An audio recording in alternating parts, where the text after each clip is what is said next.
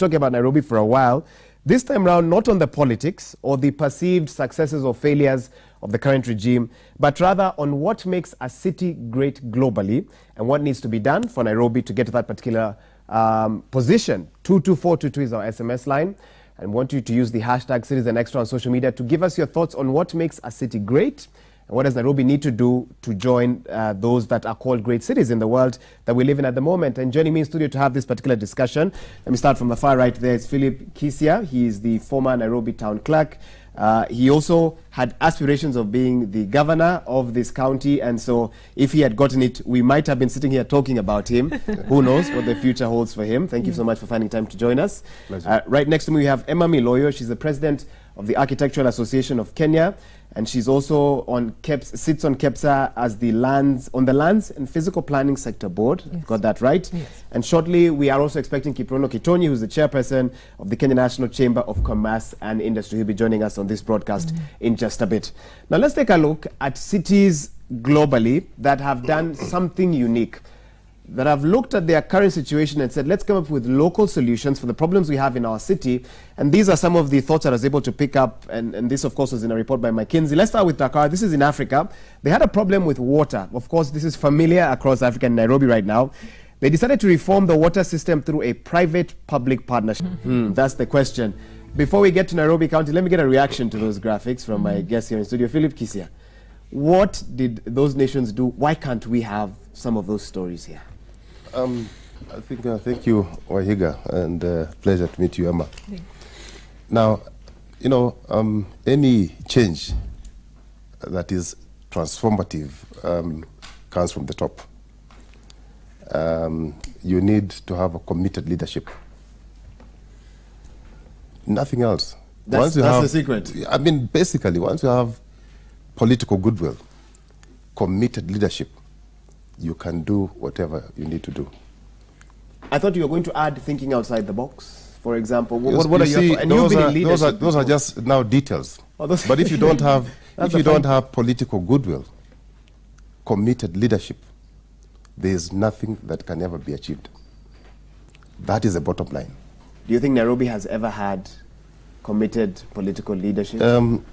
Well, you see, I mean, I would say yes or no. And I know you might have a slight bias. I would say yes or no, because I mean, you know, you called us here to talk about urban regeneration, and there's been an attempt from the time Magic Mwangi took over as a mayor. He made an attempt to regenerate Nairobi. You remember we then introduced NCBDA. There was an attempt to regenerate Nairobi. And then my friend Gakpo did whatever he could. So there has been effort. But I'm saying that effort needs to be backed up from the top. Okay. There need to have deliberate support right from the top. And I think that's what we're seeing right now, that the president has taken a lead role in this particular area of regenerating Nairobi. That has not happened in the past. And you see where these things have happened. You mentioned Bogota, the mayor supported by the government. You mentioned Singapore, our good friend Lee Kuan Yew was fully in charge. And all those other jurisdictions we talked about, we've had commitment from the top. Now, again, you know, that commitment is not just by word of mouth. You are talking about having visionary leadership. Okay? And, you know, I've heard people talk about, oh, what's your vision if you're given this job? You cannot, your vision is yours and your family. You must tell us how you intend to drive a vision that is shared by the people. Your job is as a driver. So that once that vision is shared, and we've all agreed, like Singapore did, that this is our vision for the next 25 years. It doesn't matter who is sitting on the steering. The other thing that's interesting that you. Doesn't matter who's sitting. The other thing that you know, needs to be taken into account is the issue of resourcing. You know, some of these programs, when you talk about urban regeneration, you need a lot of financial resources, you need manpower, you need machinery, you need management information system. All those things need to be put in place. So most importantly, have you committed the necessary resources to ensure that this happens? The other thing that I must talk about is governance. Is there commitment to ensure there's proper governance? Finally, you know, we go around about so many issues, but there's a planner here, and I'm happy there's a planner here today. Architect. An architect. An architect. Okay, planner, architect. Do we have, if you're talking about a city or a county for this matter, do we have a grand master plan that has been formulated, developed by the people themselves? Do we have it in place? Former Deputy Governor says there is a plan. There have always been plans, but implementation. Which former Deputy Governor? Mweke. Now, Kidero launched I don't want to talk. I was not here. I didn't come here to talk about personalities. Fair enough. Okay? Fair enough. The city developed without a master plan until, I think we had a master plan until sometime mid-70s. And from mid-70s to the time I took over as a city clerk, there was no plan. So when we took over in 2009, the first thing we did was to engage the Japanese government, who gave us a grant of 300 million shillings to develop a grand master plan for Nairobi. What has not been happening, Waigwa, is implementation. Yes, we did that one during our tenure. We developed a master plan. But the 4 or 5 years that followed, what happened? There's a gap. There's a gap. Let me bring in Emma on this. Let me get your thoughts on what we saw, what we've seen in other countries, and what can we learn from them. Yeah, thank you. Thank you so much for having us. And I'm happy to be here. I'm happy that you're talking to professionals, because I think many times in this whole conversation, the professionals who really are the technical experts are left out of the conversations. It's left between politicians and the citizenry, and we're the ones who have the solutions. So just first of all, even just before we proceed, is just to send a word of condolence to all those people who've lost loved ones in the Solai Dam tragedy. And really it still impacts, in a sense, it's still a built environment matter. So really to those people, as the Architectural Association of Kenya, as KEPSA, is to just send our condolences. Now back to the matter of these cities, and they're really great examples, and Bogota is a very interesting example, because almost compares directly with our Nairobi scenario. And I might add that that mayor was an architect. So he had really? Yes. Okay. He was coming from a place where he really understood how a city works. And you said something about out-of-the-box solutions. I think where we are as a developing country, if we are to, catch up and with the developed world, we have to look for out-of-the-box solutions. Number one, I think for us, even as an association, is what my colleague here has talked about, the master plan. We find a lot of the times political, in a sense, because it's a political cycle and we have political leaders, they do not invest in things like master plans, because for them it's not a quick win. It'll not be seen. Yet it is a template on which a city is built. Without that, there's nothing we're talking about. All these other things will be ad hoc. They'll be done without the left hand knowing what the right hand is doing. 1 minute you're putting up a road here, the next, do you need that road? What's the thought around all this? So for us as the association, we're saying that what it was called new plan that was done by JICA has to be cascaded down. It's still at a very high level. It was done, which is a good effort. We didn't have one since 1970s. Now we have one, but we've seen that the political will to now cascade that down to things that we call zoning guidelines, so that at any one time, for example, in Kilimani, where a citizen is, you know that this is a maximum number of stories I can put up, and you're not going to have your neighbor putting up a 30-story tower, because that's not what's planned for. You're not having industry next to a school. You're not having, that is the template on which a city operates. And I think without that, then we're all going off, the blind leading the blind. So number one is investment in that planning and the master plan. I think ease of doing business, and here we're talking about government speaking to private sector. Yes, you need a visionary leader, but yes, you need also private sector and the citizenry, to both of us working together towards that shared vision of what we want the city to be. I think it's been disappointing, and on social media you've seen these pictures that have been circulating of comparing Kigali and Nairobi. And I think it's time that Nairobi took this whole matter very seriously, because for a long time we have been de facto leader in the region, and the gateway to the whole Eastern and Central Africa. But we're losing that ground. So I'm happy to see that first of all, national government is coming in, and we may have the we're fortunate enough that both county leadership and national leadership are aligned in the sense that they're from the same party. So there is a joint effort, because Nairobi is not only for Nairobians. Nairobi is for the country. Nairobi is for the region. And unless we really rethink of where Nairobi is going, we're going to lose a lot of ground to Kigali. We're already doing that in terms of being the visionary city, being the gateway to the region. So it's about time we thought about and looking at those out-of-the-box solutions that have been there in Bogota. But you need that political will, the drive, but private sector has to be involved. You can't do it alone. The citizenry have to be involved in this. So bringing us together on a platform. There's so many wonderful initiatives, even through the neighborhood associations, Kilimani Project Foundation, Kara has so many, Karangata have so many initiatives that they're doing, but they're all almost, all in our little like cocoons. Everybody's doing their own thing. Everybody's doing their thing. But we must have a concerted effort of private-public dialogue, and that visionary leader who's ready to, go the full hog in terms of getting the city to where it needs to be. Fair enough. I thought it was important that we start this discussion by looking at what other countries, cities have done, because in many ways, if you grew up in Nairobi, lived in Nairobi all your life, I guess you know that this is all there is. But we've seen other countries and other cities that have similar challenges such as we have, but have come up with their own local solutions. But let's now come back home and look at what are the challenges affecting us as Kenyans, as Nairobians. And this is that TIFA research. If you saw the headlines talking about a D+ for the governor, these are the reasons why Nairobians felt there have been some failures. For example, street lighting, they gave the county government 62%. Education bursaries, 51%. Youth polytechnic education, 50%.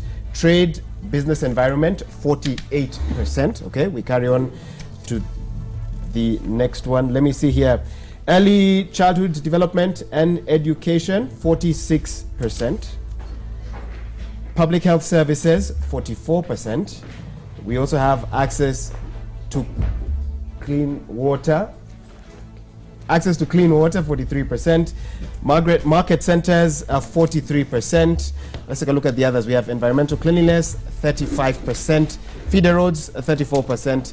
And sewer systems, 31%. So 500 Nairobians from different parts of the county were asked their thoughts regarding this, and this is what they had to say. But we need to get a bit more specific. We need to understand, for example, in the area of business environment, what is it that Nairobians have an issue with, and to what percent? When we're talking about education bursaries, when we're talking about access to clean water, what are your issues? So here we go. Here's the first one. Business environment, we've narrowed this down. High fees for licenses, 33% said that is a big issue for them. Harassment from county officials, 35% of those asked said that is a problem for them, and 21% said too many licenses are being charged. Let me get a reaction from Philip Kisia on this as well. Your thoughts on this, making it easier to do business in Nairobi, and not just for those who are employed, so to speak, or at the top of society, but at the very bottom, the majority of Nairobians. Yeah, I think, first of all, let me say that, and I'm not here to defend Mike Sonko, but we're being harsh. Sonko has been in the office for only 8 months, and I think grading somebody 8-9 months is unfair. But let me get back to the point. Business, any city that intends to be vibrant or remain vibrant has to ensure that the business environment is favorable.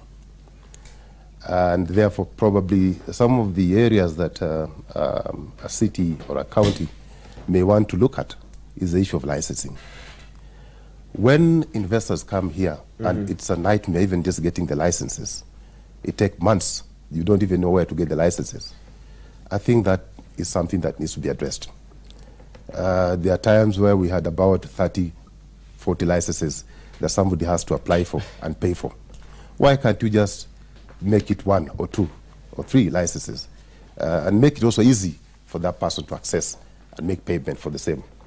The other thing that I think is a real big issue is the issue of harassment. You have officials from the city or from the county, knocking doors, in business premises coming to carry out inspections? What are they inspecting? Are there guidelines on how? Are there guidelines which are documented on how businesses need to operate? And even if there are guidelines, is there a better way, a civil way of inspecting, of carrying out inspections? I think what really ruins Nairobi in particular, and not only Nairobi, all other counties in this republic, is an issue where you find an inspector coming from the fire department in the morning, tea break, there's another one coming from public health, lunch hour, there's another one coming from planning. And you have so many people inspecting your premises in a day. So at what point will these people concentrate on their core business? So what they need to do is to ensure that inspections are systematic. Okay. And people know how these inspections are supposed to be carried out, when they're supposed to be carried out, the frequency, and who should carry out these inspections. And in my view, this can be reduced. Why carry out 1,000 inspections in a year when maybe 2 or 3 can as well give you the results that are desired? Okay. Yeah. Let me allow Emma to also give us her thoughts. Yes, I think ease of doing business is basically what people are saying, that the licensing is very heavy. I'll speak in terms of our industry. In the last regime, the cost of building approvals, architects have to submit drawings for their drawings to be approved on behalf of the developer. That went up by about 1,000%. And what does that do? It reduces the percentage of people who are actually complying. What in Nairobi as it is, about 70% of buildings that are put up are not put up legally, meaning they do not have county approval. But what you see, the tendency with county government is to tax those who are complying a lot more in a bid to try and raise revenue, instead of reducing that cost of doing business or cost of complying and expanding that umbrella and having more people complying.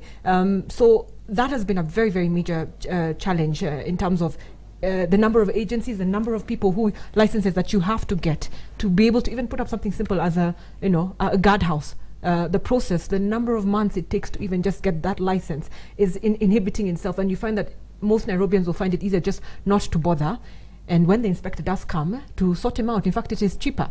So speaking to county governments, this we have been engaging with them for a long time for. Just make it easier for people to comply in terms of time, in terms of cost. The other thing that people have talked about is harassment. And I'll also speak about our sector because we have county inspectors coming into building sites and the like. And I think there needs to be a paradigm shift in county government in terms of what these inspections are for. Because if they're for the safety of the citizens, the people who are going to live in those houses, if it's about public health, it's about the safety of the people who are going to consume certain foods in a restaurant, then the mindset should be different. It shouldn't be, you should actually be giving people a notice and saying, I'm coming in 2 weeks, so make sure you comply. And that will, what is the end? Is it the end to catch someone doing something wrong or to get them to comply and obey? So I think there has to be a paradigm shift, and that's where the harassment comes from. I think a joke is told that people are more scared of Kanjo than they are of the police.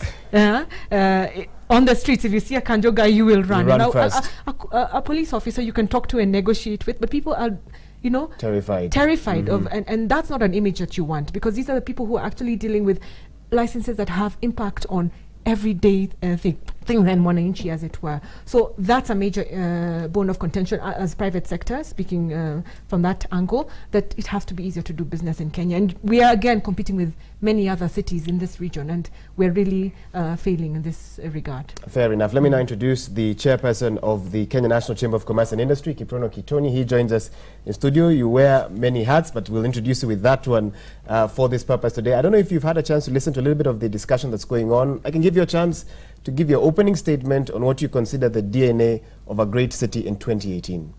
Thank you very much, and I'm sorry that I'm late. I've been hosting the diplomats from Latin America in the bid for Nairobi to host the World Chamber Congress in 2021, so we were canvassing their support this morning.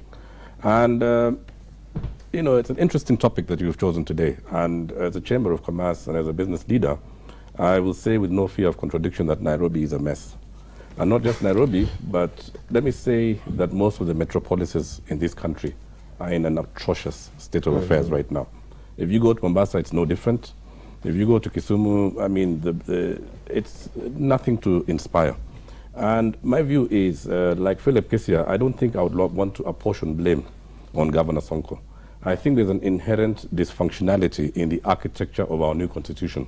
And if you look at all the great cities of this world, the city-state of Singapore, if you look at London, if you look at New York, if you look at all the cities in this world that are today at the forefront in terms of urban living, there's one common aspect of it. There is an administrator who has the wherewithal, who has the administrative capability to implement. And I think for me, I'm glad that the conversation of a new constitutional, of an amendment to our constitution has begun. Because we really, as Kenyans, need to bite the bullet. Is the system we have functional or isn't it?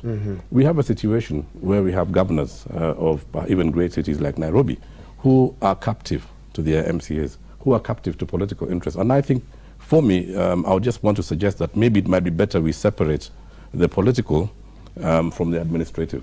So we have implementation done by a totally different set of individuals from the policy making.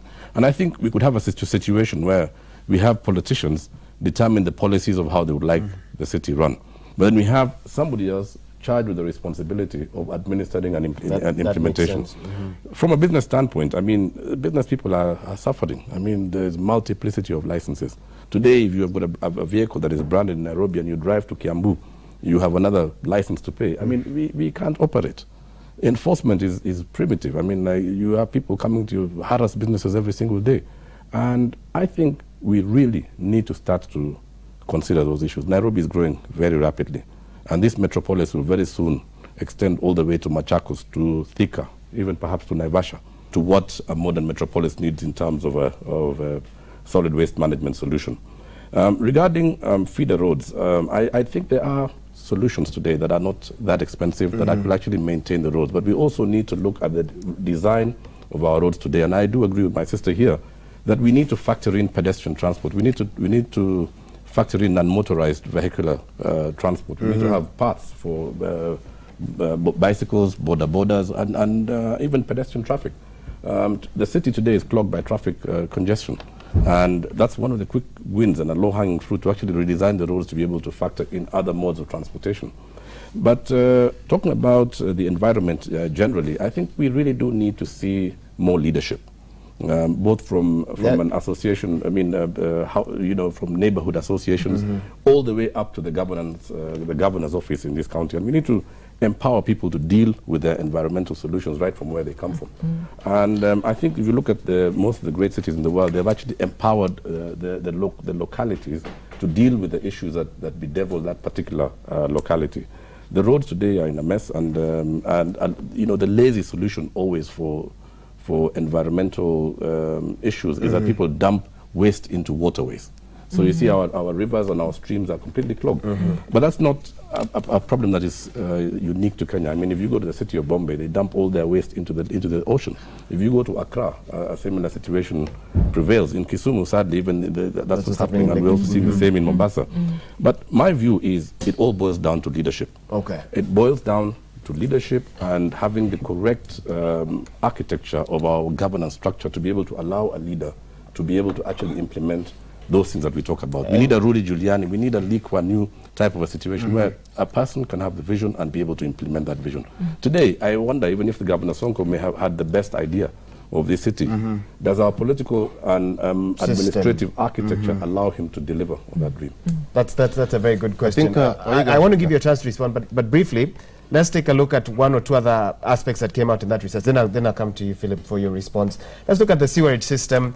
70% of you said you're concerned about the blockage of sewers. 61% of you said lack of maintenance of the sewer line or the sewer system. 38% of you said you're concerned about pollution, while 30% of you said you're worried about the lack of planning on our sewerage system. And I want to link that with the next graphic as well. Access to clean water also came up in Nairobi County. 73% of you, and I'm not surprised, I thought it would even be more, are concerned about water rationing. I should say I being one of them. 20% are concerned about unclean water. 8% say lack of water pressure. 7% say cost of metered water. And 5% say interference of cartels. Philip, I can give you a chance now to respond, but also weigh in on all these related factors. Okay, and now very quickly, and I'm not here to defend myself. Yes, I was the town clerk and chief executive officer of the city of Nairobi for 36 months. And in you got it down to the month. 36 months. 100 In days. 36 months. And you know the city has been here after independence more than 50 years. And Kipron is about 52. So in 36 months, we were able to deliver a feasibility study. No, first of all, we were able to get a grant to carry out the works that we wanted. The one you said of 300 million. No, this is not another grant. Or another grant. For solid waste management. We were able to do a feasibility study with the help of JICA. Okay? Number two, we were able to deliver a master plan for solid waste management for Nairobi. So those are three things that were achieved in 36 months. Let me now also just comment a bit on what my good friend Kiprona has said. And sometimes it's not fair to talk about things that you don't understand.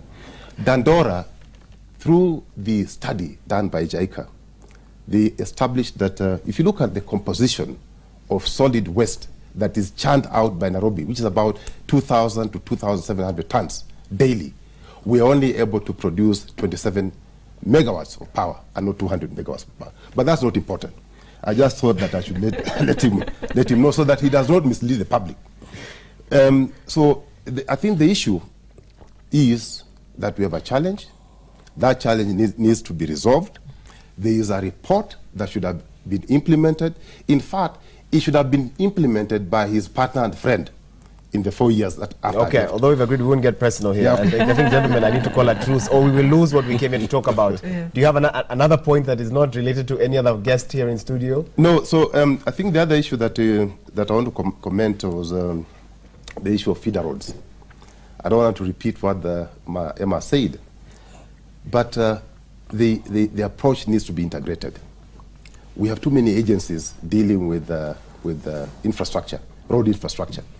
We have Kura, we have Kera, we have Kenha, and there are some funds which have been devolved to the counties to deal with road maintenance. I think the approach needs to be centralized so that when you're holding people accountable, you know who is accountable for what. There are certain roads which have been, of course, delegated to counties to manage, but are the fundings adequate? And in any event, we have architects around, you have planners around. I don't know how Kura will decide which road needs to be done without the involvement of the planning department in accounting.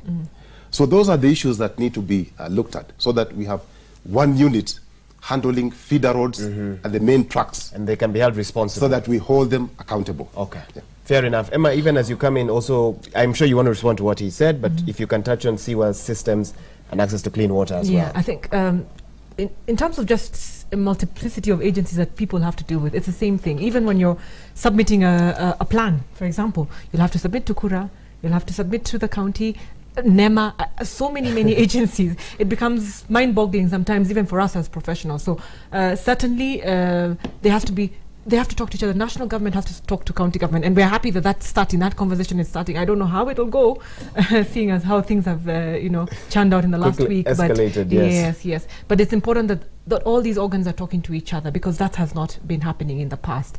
Now, in terms of water, this is fundamental. Water is life, they say, and we've seen, with cholera, incidences of cholera in the last 2 years. This is at the heart of us as Kenyans. Wastewater treatment, and there has to be just a total approach, a different approach in terms of how we're dealing with this. There's not been any investment into this in terms of improving the trunk systems and the like since independence. Yet the population has, from a few 100,000 to what we're looking at 4-5 million. So certainly there has to be more thought into it. And it goes back to the planning that we were talking about in terms of integrated development plans for the county, that we're looking at all this, we're looking at where we are going. Right now, I think we work on day-to-day management. We're not looking, where is Nairobi going to be 20 years from now? What's the population that we're anticipating? We don't even have those facts half the time. So we're almost running on emergency always, firefighting. But where is the integrated plan for this city, which includes a spatial planning, which then tells you how many people you're going, and of course based on statistics of how many people you're going to have. Then what are we talking about in terms of water requirement? What are we talking about? Sewer, where is this going to be? And we're talking, I mean, Kitoni mentioned that in terms of zoning and how you're having 10-story, 30-story buildings coming up every left, right, and center. But what's that doing? It's straining the infrastructure, which has not changed from the 60s. So definitely there's going to be water rationing, because in certain neighborhoods, the population is 10 times what it was even 10 years ago. Definitely there's going to be strain on the sewer system, because again, a lot of those developments, some of them actually we talk about informal settlements putting out their sewage into the rivers, but actually formal buildings that have been put up in a very formal way, still, a lot of them are still breaking some of the biggest culprits. That's some right. of the biggest culprits. People say down river in Athi River, a lot of that is coming from neighborhoods like Kilimani and the like. So again, where is the master plan? Where are we going? How many people are we planning for? That has not really been thought out. So we have to go back to this new plan, look at it and see where is the city going to. Okay, yes. Kiprono, go ahead. I think I would like just to say that water is life. And for any great city, to progress, it needs access to water. And I think we need to actually consider water, access to clean and palatable water, to be a fundamental right for every citizen in this country. And I think Nairobi needs to look at diversifying its water sources, its water supply sources. I mean, there's been a challenge in terms of availability in most of the neighborhoods, and in terms of actually the quality of water that people have access to. But having said that, I'm not an authority on sewer systems, but I do support that generally, just the same way we have a challenge in terms of multiplicity of licensing, we need to simplify the compliance regime so that we don't end up with so many places that you need to comply to. That makes it very difficult for the citizenry to have access to those compliance mechanisms. But I want to say finally that I think Nairobi has done fairly well in comparison to other cities in the world in terms of our access to water and sewer systems. I mean, I've been to some of the cities that are much bigger, like Mumbai and Lagos, and of course we wouldn't want to benchmark with them, but there is room for improvement. But I do think that we have the ability to, as a nation, really address those concerns. Fair enough. I want a quick one. I want to say that, and I'm coming to you, I want to say that I want to get your last thoughts on this, and as you give us your last thought, please also mention what you think should be low-hanging fruit for the Nairobi Regeneration Unit, and also for Governor Mike Sonko. What would you say that if you were to advise either group, because we're not quite sure how they're working yet, although we're told they're working together, what would you tell them are things that can be achieved in 2018 with the last, 5, 6, 7 months that are remaining? Go ahead, Bonakisia. Yeah, just to add on what my colleagues have said, there are short-term measures that we can take to ensure that there's sufficient water for everybody. One is Nairobi loses about 40 to 50% of water through leakages. So that infrastructure needs to be repaired, and it's, I do appreciate it's a lot of money, so probably the national government needs to come in and assist in funding. The other simple thing that we should encourage people to do is water harvesting. The three of us are here, I don't know how many are harvesting water. For gardening, for washing our cars, and doing basic things that don't need treated water. So that is an area that we need to move very fast and invest in and encourage people to take up that particular route. The last one, I think the government has done very well in the last 5 years. We are investing heavily in dams, and I think in future we should see this problem being dealt with. Now, you talked about you talked about regeneration, but I want to say that regeneration should be anchored on a master plan. The master plan must be anchored on a vision. Okay? Because regeneration is short term. There's a leaking roof here, there's a pothole here, you're dealing with it, you want to beautify the city, you come up with a greening policy. That is short term. So the short term things that my friend Mike Sonko may consider doing are the things that people are talking about. seal the loopholes, make the roads motorable, create pedestrian walkways, provide street lighting, implement the green policy that my administration had come with or formulated. Okay? So there are those basic, and then lift the garbage. At least take the garbage off the streets to somewhere. That's those are short-term interventions. But in terms of long-term, yes, short-term. Long-term, we then must do what Lee Kuan Yew did. Okay, we must take very decisive action. It will be painful. We must implement the plan that we did. All of us, we were all consulted, and we said, "This is what we want for a great city." The plan is there. Let us proceed and implement. Whether you'll be elected for a second term or not, that is irrelevant. History will judge you. That's a good place to give in terms of a final comment. Emma, Yes. your thoughts? Thank you. We as an association have identified 6 points that we say are critical, especially in our sector. And I'm happy to note, I'll just run through them very quickly. Number one is affordable housing. And we're happy that that has been taken up by national government in partnership with a lot of the county governments, because we were seeing, like Nairobi, about 65% of our population living in informal settlements, living in what I wouldn't call dignified housing, and that at least is being addressed. But there has to be concerted effort in terms of social housing. That is a long-term target. Accessible, clean public space. This still all ties in on a master plan, because if you've not thought out where is the park, where is the green space for people, and sometimes it's sad when you see people along the highways. That's become the median between the highways has become people's parks. We've not put up any parks since the 60s with Uhuru Park, at least in Nairobi City, our main city. So we're saying we have to have green space. Can, at least at a very macro level in the different neighborhoods, can Sonko identified the playgrounds that have been grabbed, can they be given back to the people, so that our children have places to play? We don't have places to play anymore. Children don't have places to play anymore with all the concrete, towers coming up. There is no green space. We've looked at non-motorized transport, and I've talked about that the private car is not the way to go for a great city. You talked about the DNA of a great city. The DNA of any great city worldwide is mass public transit, whether it is light rail, whether it's BRT. Can all these things come together? I'm happy to know that there's NAMATA that has just been put up that's going to be rethinking the whole public transport system. But without an efficient, clean and predictable public transport, there's nowhere we're going to be. We're going to be in traffic jams till kingdom come.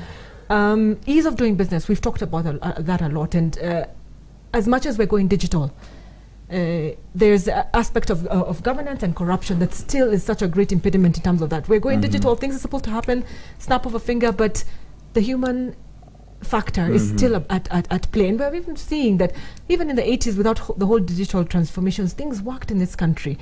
Buses came at a certain time, and the time was written on a bus stop, and it came with or without a digital system that was manning all that. So just the ease of doing business and the aspect of governance, effective development control, for us very important, that even as you have a master plan, that you must really control who's putting up what, who's putting out different things in different areas. That comes from the master plan, but the master plan is at a very high level.